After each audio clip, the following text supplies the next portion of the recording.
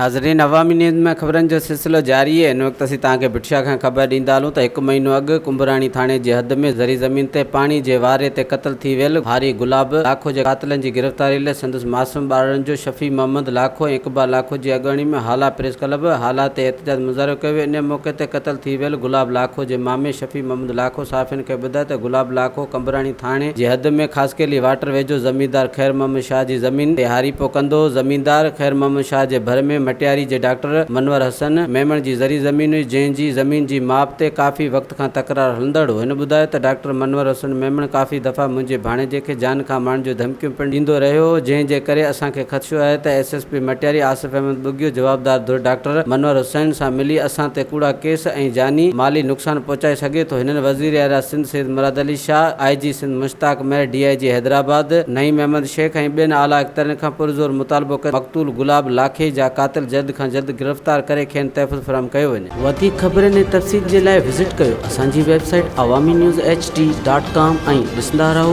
Awami news HD।